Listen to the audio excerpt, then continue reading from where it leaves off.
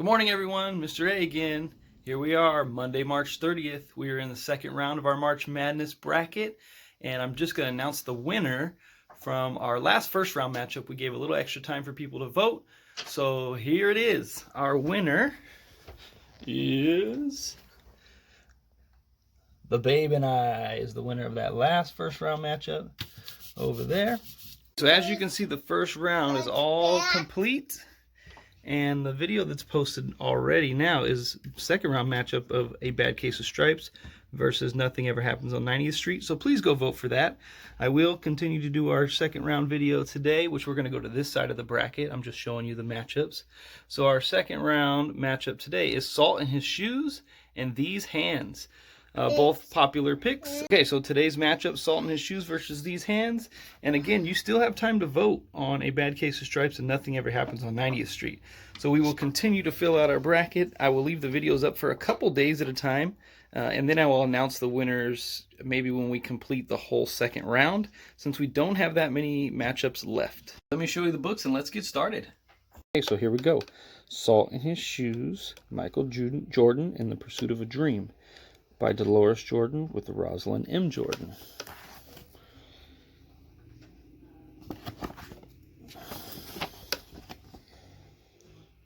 Michael loved to play basketball. Every Saturday he followed his older brothers Larry and Ronnie to the park, hoping that they would let him play. And if one of the guys who usually played with them didn't show, they always did. But there was one problem. His name was Mark, and he was the tallest boy on the court. "What's the matter, Mikey? Too short?" Mark flapped his arms in Michael's face. "Over here!" shouted Larry.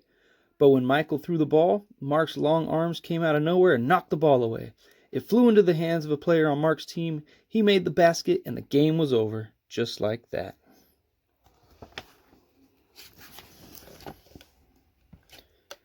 "I'm really sorry, guys. If I were taller, that wouldn't have happened." All the way home, Michael apologized, even though no one was mad at him. His older brother Ronnie tried to cheer him up. "Look, little brother, you played good today. Don't worry, we'll win the next time."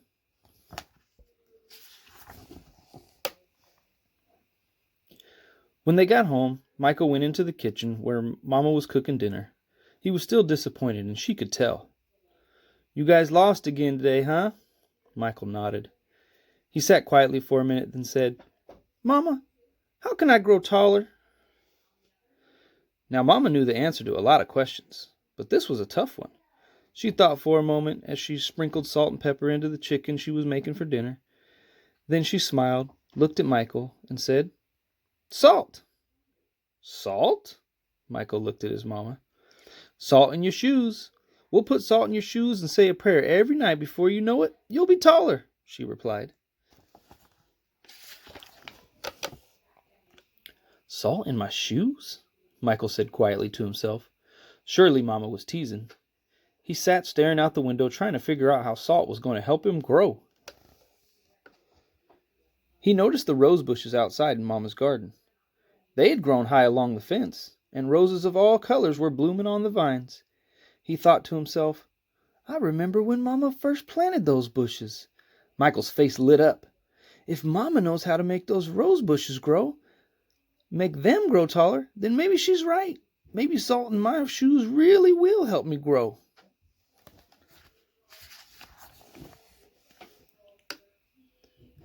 Growing more excited, Michael twirled around and started asking lots of questions. "Mama, how long will it take? And how tall do you think I'll get?" Smiling, Mama sat down next to him and explained. "In order for you to get taller, you have to be patient. That's the most important thing. Be patient and listen to what I tell you to do. And say prayers every night." Listening carefully, Michael shook his head. "Okay, Mama, I'll be patient. What does saying my prayers have to do with it?" "Everything," Mama replied, and she hugged him. "Now go wash up and tell your brothers and sisters it's time for dinner." Michael dashed out of the kitchen, almost knocking over his father, who was just walking in. "What's he up on now?" asked Daddy. "Oh, the usual," laughed Mama. "Chasing a dream."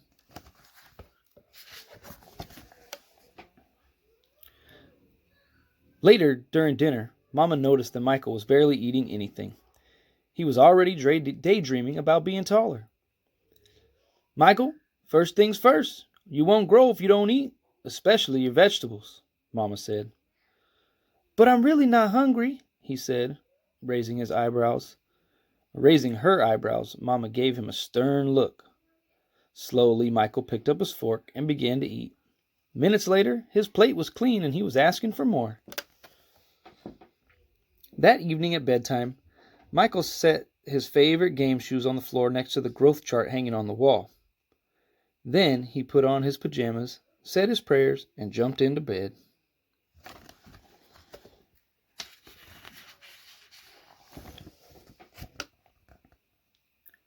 When Mama came in, Michael was fast asleep. By the look on his face, she could tell he was already dreaming about playing basketball in his dreams. Standing by his bed, Mama sprinkled salt in his shoes. Then she prayed quietly over him, as she did with all her children.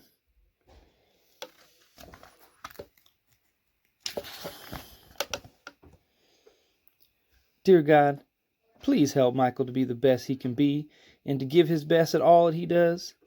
And Lord, could you please make him just a little bit taller tomorrow than he is today? Thank you. Amen." After that night, Michael wore his favorite game shoes everywhere he went, even to church. And he stopped going to the park with his brothers on Saturdays. Instead, he stayed home and practiced. He wanted to grow a few more inches taller before he went back to the park.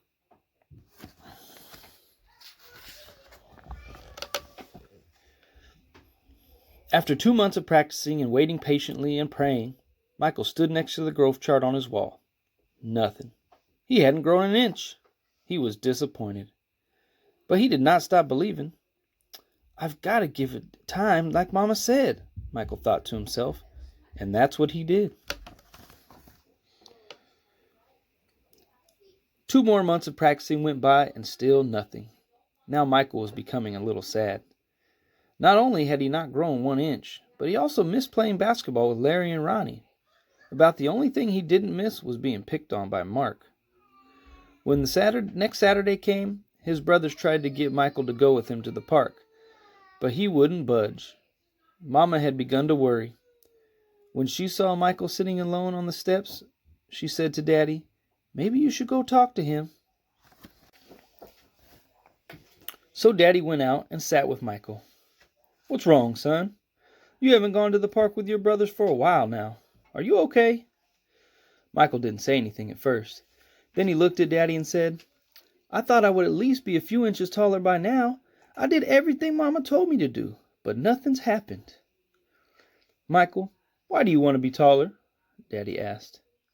"If I were taller, I'd be a great player, and I could help our team win," Michael answered. "But you are a great player, son, and you already have everything it takes to be a winner right in here." Daddy tapped Michael on his chest. "Being taller may help you play a little better, but not as much as practice, determination, and giving your best will. Those are the things that make you a real winner." Michael thought about what Daddy had said for a minute. Then suddenly he jumped up and took off. "Where are you going?" Daddy yelled after him. "I've got a game today, and I'm late," Michael yelled back.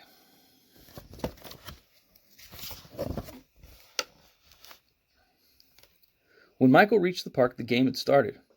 He sat on the bench, hoping he would get a chance to play. And he did. The game was almost over, and the score was tied when John, one of the guys on Michael's team, fell and hurt himself. Here was Michael's chance. Michael joined his team in the huddle, and they gathered on the sideline for a timeout. "Okay, the game is tied. All we need is 1 point. Who wants to take the shot?" Ronnie asked. He looked in Michael's direction. Feeling more confident than ever, Michael said, "I'll do it." When the whistle blew and the game began again, Mark began to pick on Michael as usual. "Still trying to play with the big boys, huh?" Mark taunted. But Michael paid him no attention. Taller or not, he had been practicing, and today he was determined to win. Larry threw the ball inbounds to Michael. Michael caught it, bounced it for a moment, then took off running.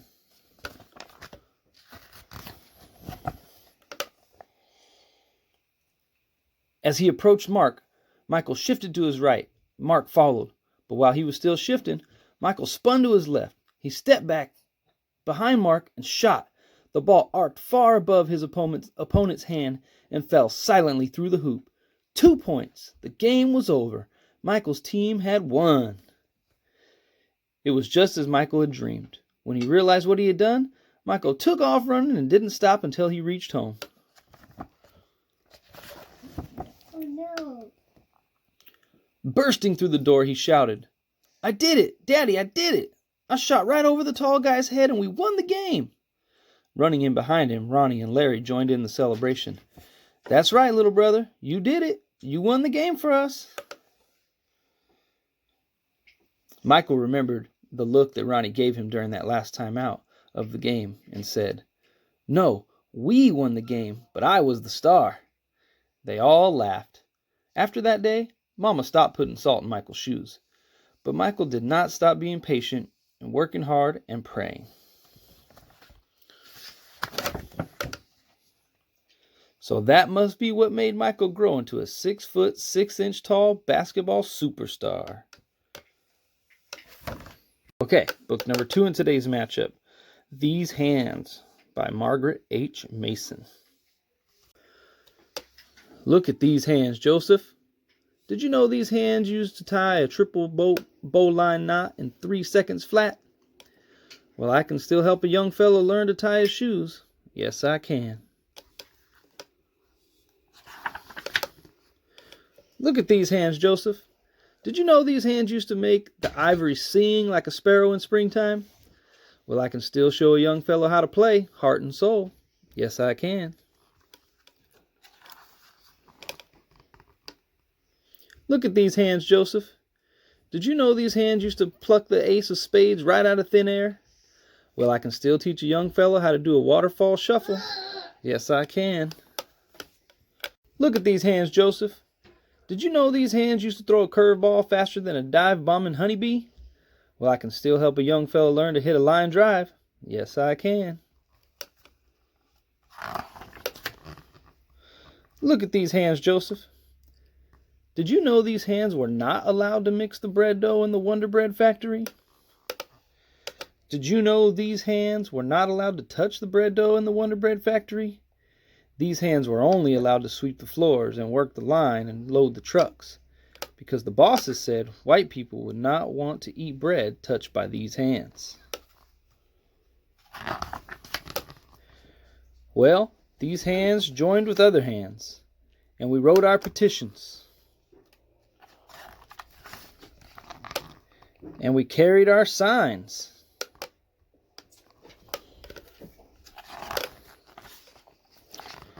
And we raised our voices together. Now any hands can mix the bread dough, no matter their color. Now any hands can touch the bread dough, no matter their color. Yes, they can. Look at these hands, Grandpa. These hands used to not be able to tie a shoe,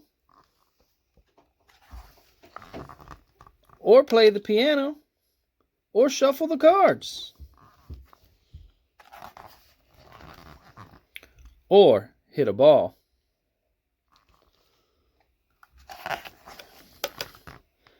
Now I can do all that, plus bake a fine loaf of bread. Can't I? Why, yes, you can, Joseph. Look at those hands. Those hands can do anything. Anything at all in this whole wide world. Yes, you can. That's the end. All right, so that's all for today. We got Salt in His Shoes, the Michael Jordan story, and These Hands. Again, go ahead and look in the description. I will put the link for both of these books if you're interested in purchasing them. I'll put the Amazon link there so you can see that in the description. Also, don't forget to vote. Please share with your friends or any students or kids that you know that might enjoy these books. We're getting close. We only have about 6 more days of reading and we will have a champion. So remember, vote on which one you would like to move on to the next round. That way they can face off against the next winner in the final 4. So getting close to the end, I'm getting excited. Thank you guys for continuing to watch, and I look forward to seeing what you vote for.